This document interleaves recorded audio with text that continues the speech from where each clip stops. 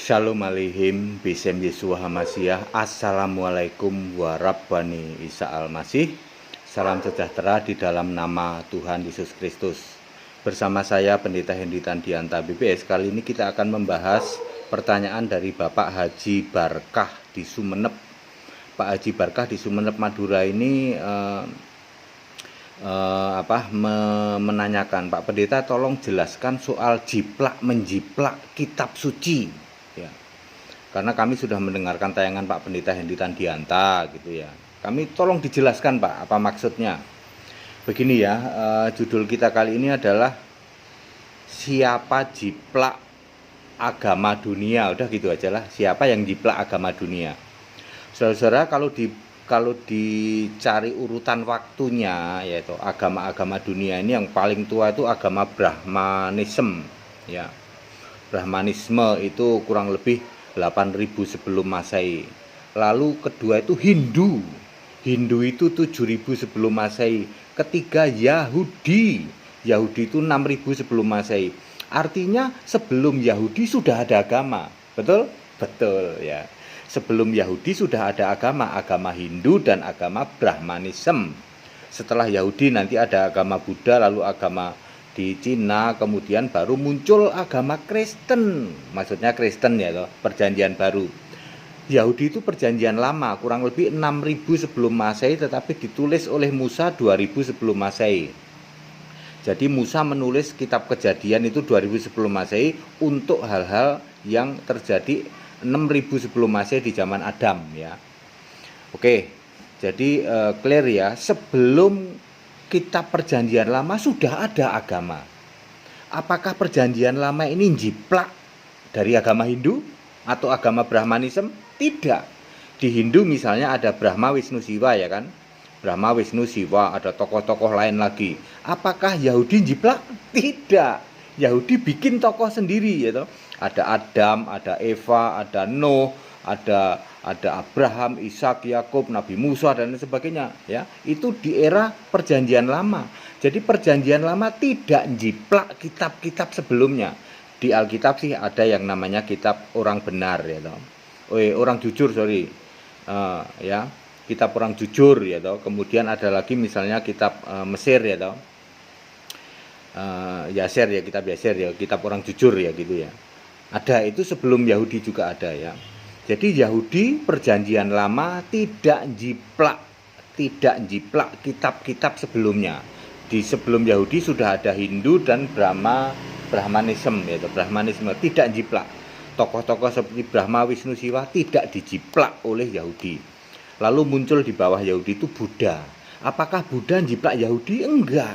Buddha tidak memakai tokoh-tokoh Yahudi, Adam, Hawa, enggak dijiplak. Waduh, arahnya udah jelas nih ya. Ya. Pak Haji Barkah ya. Waduh, Buddha tidak jiplak Yahudi. Buddha tidak jiplak Adam, Hawa. Ya, tidak kan? Tidak. Buddha juga tidak jiplak Hindu kan? Enggak, ya. Yahudi tidak jiplak Hindu, tidak. Lalu di Tiongkok ya, di Tiongkok juga ada agama-agama Tiongkok tidak jiplak. Di Tiongkok tidak ada nyebutin Adam, Hawa enggak ada. Nyebutin Buddha enggak ada, ya toh? Ya. Lalu Kristen ini adalah perjanjian baru kan, Yeremia 31 ayat 31 sampai 33. Yesus sudah mengatakan aku akan membuat perjanjian yang baru.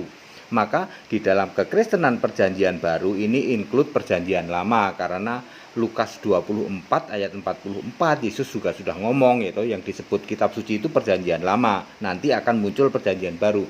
Jadi Alkitab adalah perjanjian lama dan perjanjian baru. Ya.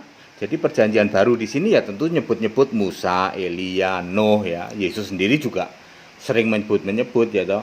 Sama Yunus juga, misalnya di dalam Matius 12 ayat 40 tanda Yunus harus 3 hari 3 malam ya toh. Era Nuh ya toh, sering disebut-sebut sama Yesus. Sebab perjanjian baru ini memang satu paket include dengan perjanjian lama. Perjanjian lama yang suruh nulis juga Yesus, perjanjian baru juga Yesus. Nah, sekarang masalahnya nih, Pak Haji Barkah, setelah perjanjian baru Kristen muncul Pak, muncul di Arab ceritanya Pak. Di Arab ini ada kitab lain di Arab. Anehnya Pak, di kitab Arab ini tokoh-tokoh seperti Musa, Elia, Elisa, Nuh, Abraham, Ishak, Yakub ada Pak. Padahal semua kitab-kitab yang terdahulu nggak ada Pak yang jiplak. Ya, nggak ada yang jiplak kitab-kitab sebelumnya. Aneh bin ajaib Pak. Di Arab ini muncul ya toh. Tiba-tiba di situ ada Musa, ada Elia, ada Elisa, ada Nuh, ada Adam, ada Hawa, semua Pak ada. Aneh bin ajaib. Ya cuman ini tok Pak. Ya kitab yang muncul di Arab ini tok yang apa? Yang comot-comot nama-nama tokoh-tokoh di kitab lain. Cuman ini tok Pak. Kok bisa begitu? Ya, kan Bapak nanya itu. Siapa yang jiplak menjiplak? Itu. Ini jawaban Alkitab. Ya. Semua sejarah di dalam Alkitab, di dalam kekristenan tidak ada yang jiplak-jiplak tokoh kitab sebelumnya. Tidak ada. Sebab ya kitab suci ya nggak boleh Pak jiplak Pak. Maksud ya tokohnya jiplak gitu. Ya, Hindu mungkin punya kitab suci atau dianggap punya kitab suci. Makanya Yahudi tidak jiplak Hindu. Itu Yahudi punya tokoh sendiri. Lalu Yahudi perjanjian lama ini nanti bersambung perjanjian baru. Tokohnya sendiri nggak ada jiplak-jiplak tokoh lain nggak ada, sama sekali nggak ada. Tiba-tiba muncul satu kitab dari Jazirah Arab. Nah ini aneh bin ajaib Pak. Semua nabi ada semua Pak. Musa ada, Nuh ada, Yunus ada. Enggak cuma nabi Pak. Kisah nabinya pun ada. Aneh Pak. Ya. Nah sekarang pertanyaan Bapak terjawab loh. Siapa yang jiplak agama dunia? Bapak sudah terjawab sekarang. Ya. Silahkan Bapak sendiri yang menyimpulkan. Siapa yang jiplak agama-agama dunia? Yang kitabnya itu jiplak. Ya. Karena semua kitab yang beredar yaitu sebelum-sebelumnya tidak pernah ada kitab kok jiplak tokoh kitab sebelumnya itu nggak ada. Ya, silakan Bapak sendiri yang menjawab.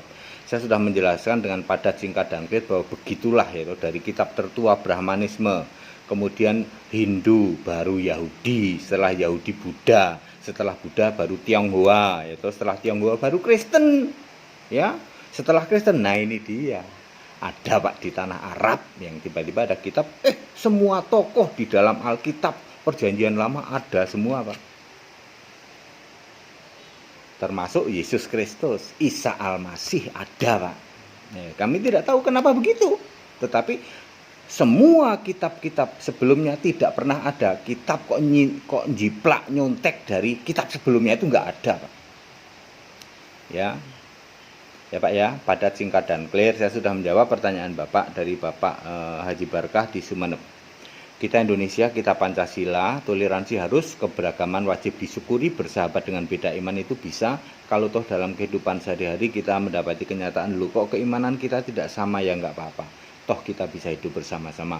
Ayo saling menghargai, saling menghormati, jangan hujat, jangan caci maki, sebab menghujat, mencaci maki itu dosa. Segala hormat kemuliaan untuk Yesus Allah yang benar, Allah segala masa, sebelum segala abad, sekarang sampai selama-lamanya. Tetap bersama saya, Pendeta Hendy Tandiata BPS. Haleluya, amin.